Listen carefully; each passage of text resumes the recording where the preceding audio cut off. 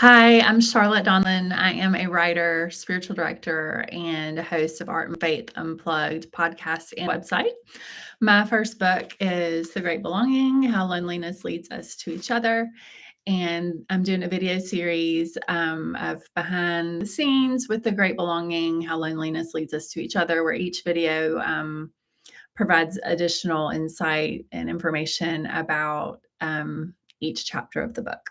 So the last one was for chapter 3, obviously, and this one's for chapter.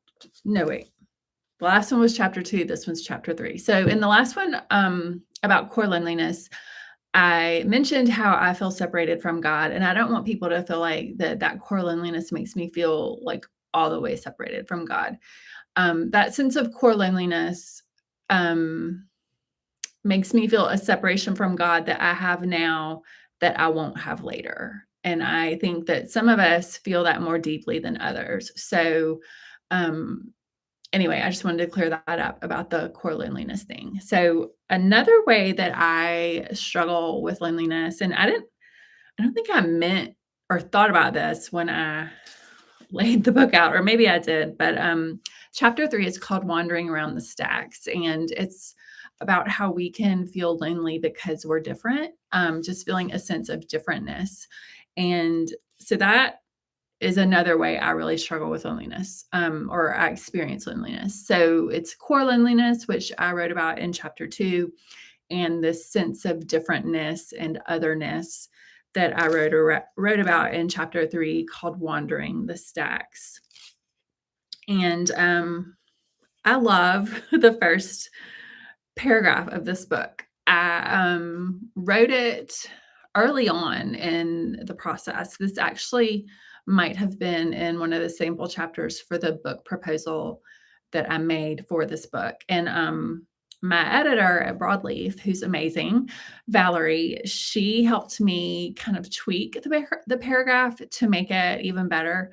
And I mean, she did that with a lot of the book. Like, she definitely made The Great Belonging more of what it was meant to be and more of what I wanted it to be. So I'm just going to read this first chapter. I'm sorry, first paragraph of this chapter. Conversations about certain topics often prompt feelings of lonely difference. Politics, religion, social justice, life priorities, and vocation. I am too conservative for some, too liberal for others. Maybe you are too religious for some, too secular for others. She is too focused on people on the margins for some, too selfish for others. He is too quirky for some, too ordinary for others. I am too literary for some, too colloquial for others. And so it goes.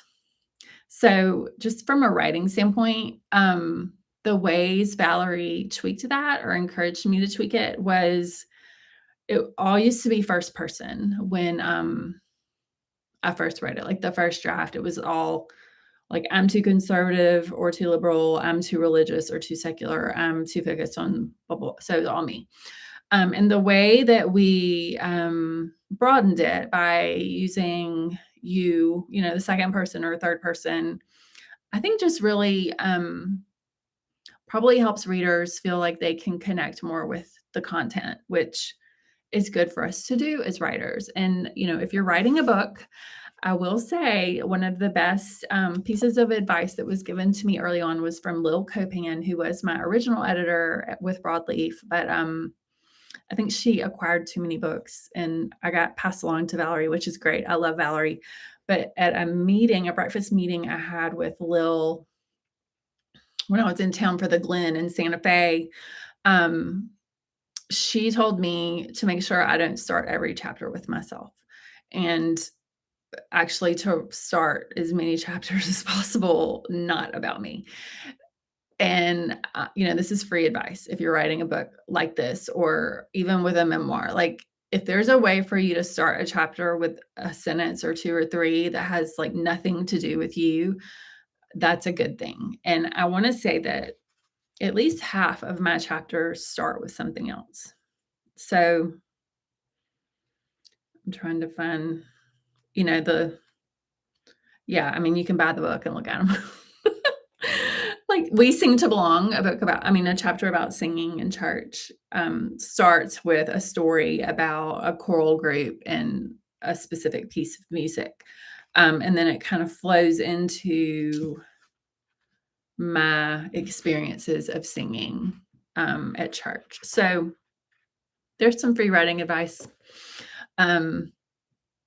And it's easy. It's not easy to do. It takes some thought, but like you can still write the same thing and just don't start with yourself. Start with something else. Start with somebody else. Start with something that others will be able to connect with. So I didn't know I was going to tell you some writing advice, but there you go. So I think Valerie, anyway, back to that first paragraph, she wanted to make it more approachable, like to a broader range of people instead of me just talking about myself. But I think it just makes it a better paragraph in general, even beyond that piece of it. I think it's just better writing and more interesting writing. So this chapter is about being different and how I don't fit into a lot of boxes that I feel like people want me to fit into as a woman, as a Christian, as someone who lives in the deep South, as someone who has complex views on religion and politics and everything else. Like, I'm just not, I see way more gray space and way more blurry lines than a lot of people. I think just more people are comfortable with like answers and black and white thinking and like knowing where the boundaries are. And I just have a more nuanced view of life and faith and everything. And I think those of us, like, I'm not special. I know a lot of people are like that, but I think those of us who are more nuanced with things can feel more, like lonelier or more lonely. I should know how to say that at this point. Struggle with loneliness more, feel a deeper sense of loneliness. So that's chapter 3, wandering around the stacks, feeling different, and knowing that that sense of differentness kind of impedes the ways that we can belong to other people mostly. And I gave you some writing advice. If you're writing a book, don't start with yourself. Like, try to not start with yourself. All right. That is chapter 3. Behind the scenes with the Great Belonging. I'm Charlotte Donlon, obviously. You can learn more about me from my websites, charlottedonlon.com, writinglifespiritualdirection.com, artandfaithunplugged.com. You can also find me on social media at Charlotte Donlon on Twitter and Instagram.